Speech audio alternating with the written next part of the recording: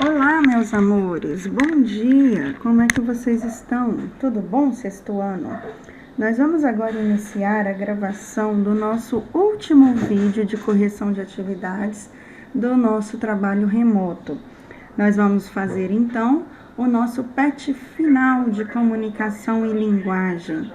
Esse PET final é também chamado de PET avaliativo. Algumas pessoas também chamam PET 8.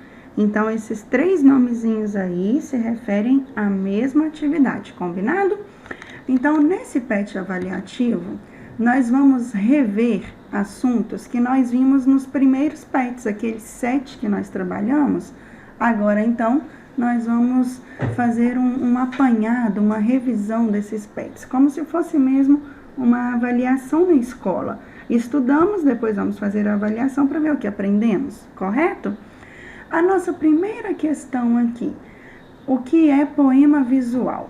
Esse aqui é uma explicação do que nós vamos responder daqui a pouco. Veja, poema visual é um tipo de poema experimental ou vanguardista, basicamente visual, que procura estruturar o texto poético escrito a partir do espaço do seu suporte, sendo ele a página de um livro ou não, buscando a superação do verso como unidade rítmico-formal. Nele, tanto a forma como o conteúdo são importantes. Olha aqui um exemplo de poema visual. Nós temos algo como se fosse um tabuleiro de jogos, e aí o poema está escrito amor, ardor, a dor.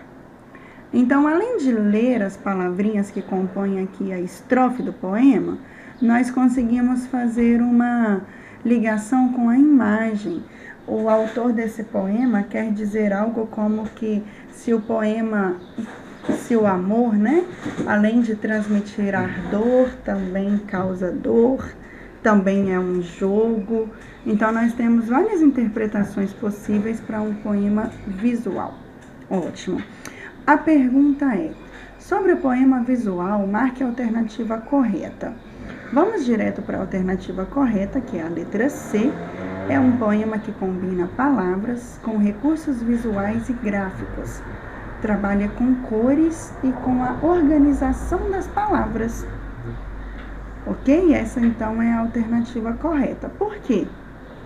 Porque a alternativa A diz que os recursos visuais e gráficos são raros e não chamam a atenção. Isso não é verdade. A letra B diz que os poemas visuais usam recursos como verso, estrofe e rima. Não é verdade, usa-se também imagem, né? Grafia. O poema visual não é um gênero literário, afirma a letra D, está incorreto. Poema é um gênero literário e o poema visual é um ramo da poesia. Ok, passando agora, deixando de lado aí o poema, nós vamos para o gênero textual notícia. E aí eu trouxe aqui para vocês também uma explicação desse gênero. Veja, trata-se de um texto bastante recorrente nos meios de comunicação de uma forma geral, seja impressa em jornais ou revistas, divulgada pela internet ou retratada pela televisão.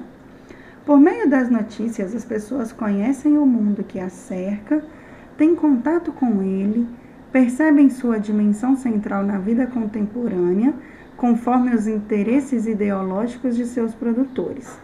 Por isso, há a preocupação em não transformar a notícia em mero espetáculo, mas sim num veículo de persuasão e convencimento, muitas vezes de forma bem subjetiva.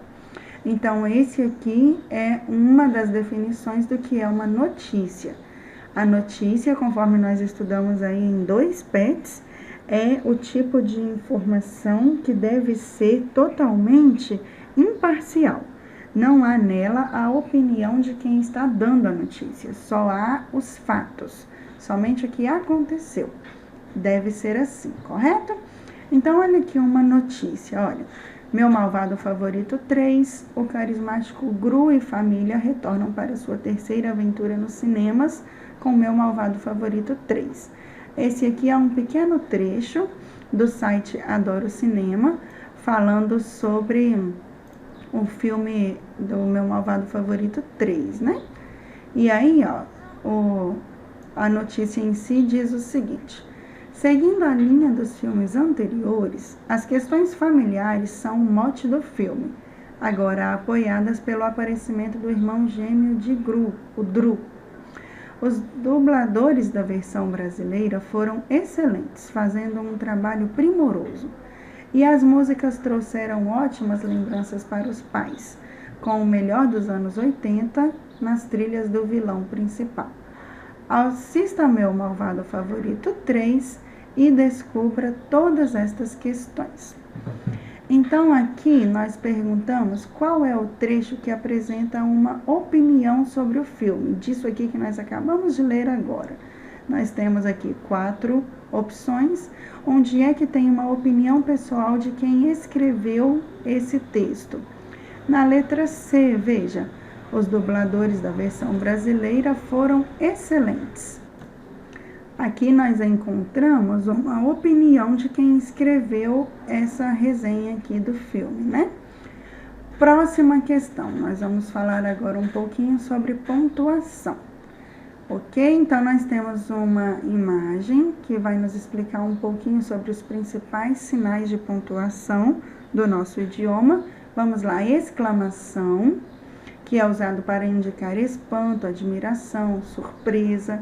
E aí o exemplo, chega, vírgula, usado quando se dá uma pequena pausa separando palavras e frases, por exemplo, era um garoto alto, magro, de 8 anos. O ponto de interrogação é usado quando a frase indica uma pergunta. Olha o exemplo, você viu meu lápis? Temos também o ponto final, que indica o fim de uma frase, acabou. Olha o exemplo, Maria saiu, ponto, acabou. Travessão, usado para indicar o início da fala de uma personagem.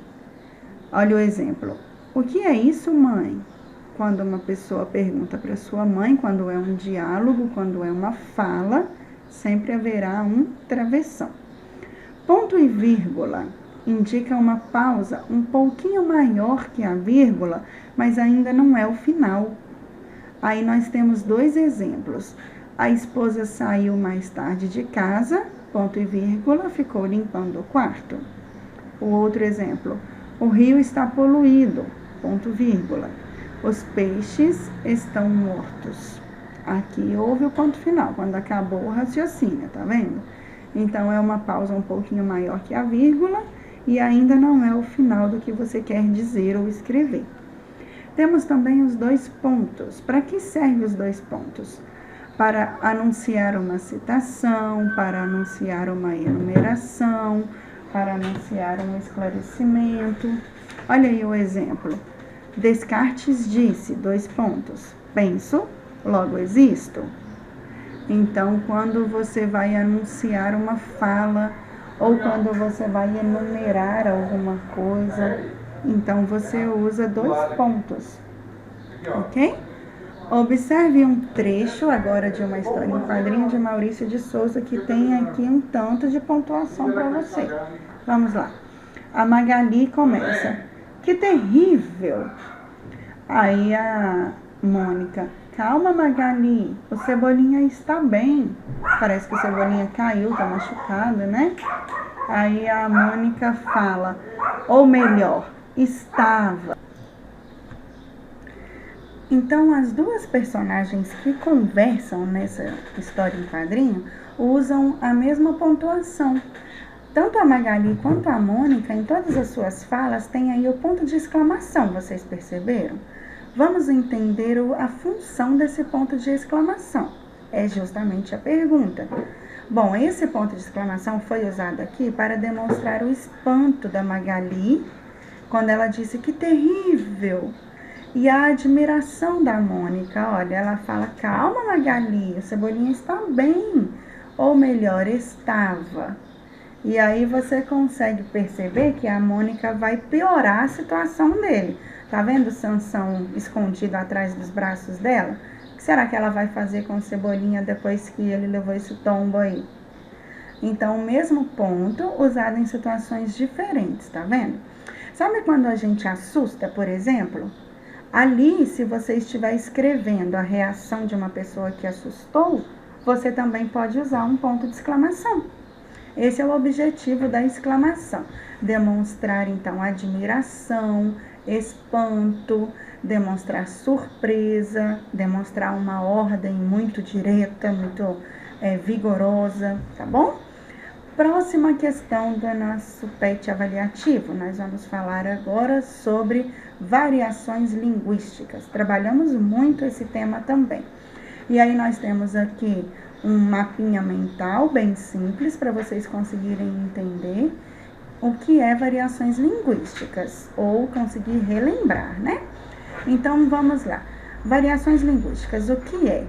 As variações linguísticas reúnem as variantes da língua que foram criadas pelos homens e são reinventadas a cada dia. Dessas reinvenções surgem as variações que envolvem diversos aspectos históricos, sociais, culturais, geográficos, entre outros. No Brasil, é possível encontrar muitas variações linguísticas, por exemplo, na linguagem regional.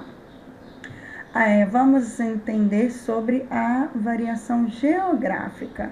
Está relacionada com o local em que é desenvolvida, tal como as variações entre o português do Brasil e o de Portugal, chamadas de regionalismo. Vamos entender aqui agora o que é a variação histórica. Ela ocorre com o desenvolvimento da história, tal como o português medieval e o atual. Agora, a variação social é percebida segundo os grupos ou classes sociais envolvidos, tal como uma conversa entre um orador jurídico e um morador de rua. Exemplo desse tipo de variação são os socioletos. A situacional ocorre de acordo com o contexto, por exemplo, situações formais e informais. As gírias são expressões populares utilizadas por determinado grupo social. Deu para relembrar um pouquinho, não deu? Vamos ler uma tirinha também para conseguirmos responder a nossa questão.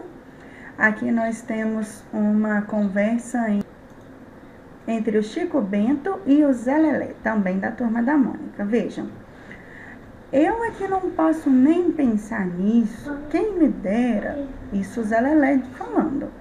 Eu vou ter que estudar muito, até me informar numa universidade. Daí vou arrumar um trabalho que ajude as pessoas a viver melhor.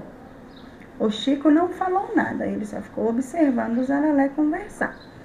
O texto que você leu agora é o exemplo de uma. Qual alternativa aqui se encaixa na fala do Zé Lelé? É uma linguagem errada que não pode ser usada? Não, não é uma linguagem errada. Apesar dela não estar de acordo com a norma padrão do português, ela é sim um tipo de linguagem que deve ser respeitada e que sim é muito usada. Letra B. Linguagem abolida e reprimida dentro das escolas? Bom, ela não é abolida e nem reprimida, ela somente não deve ser usada num contexto em que você precisa usar a norma padrão. Opção C. Variação linguística muito comum em diversos lugares? Acertamos, é a letra C. Opção D diz que é uma linguagem em que não há desvios da norma culta ou da norma padrão. Há sim, muitos desvios nós podemos ver aí em diversas palavrinhas, né? Um exemplo aqui é esse aqui, ó. Vou estudar, que estudar muito, eu vou ter que estudar muito. Como ficaria na norma padrão? Há diferença em quase todas as palavras, né? Eu vou ter de estudar muito. Ok, então a opção correta, letra C. Agora, nós temos a questão 5, que é o finalzinho do PET, e é um quadro de autoavaliação. Como é que você vai fazer esse quadro? Você vai ler o critério ou a perguntinha e você vai dizer para mim se você entendeu sempre às vezes ou nunca. Você pode somente fazer um X aqui, ó, no seu PET. Não se preocupe, meu amor, se você estiver com dúvida, se você ainda não estiver entendido o que está perguntando aqui no quadrinho. Diga a verdade. Por quê? Isso aqui não está valendo a sua aprovação no 6º ano. Isso aqui somente é um norte para dizer aos professores que plano de estudo que eles vão precisar traçar para o ano que vem. Quais são os conteúdos que nós vamos precisar retomar e estudar novamente? Quais são as intervenções que nós teremos que fazer? Combinado? Então, diga a verdade. Se você estiver com o PET impresso, marque o X. Se você estiver fazendo no seu caderno, copie a pergunta e escreva na frente a sua resposta. Se foi sempre, se foi às vezes ou se foi nunca. Combinado? São somente 3 perguntinhas simples de serem respondidas, ok? Então, agora nós encerramos aqui os vídeos.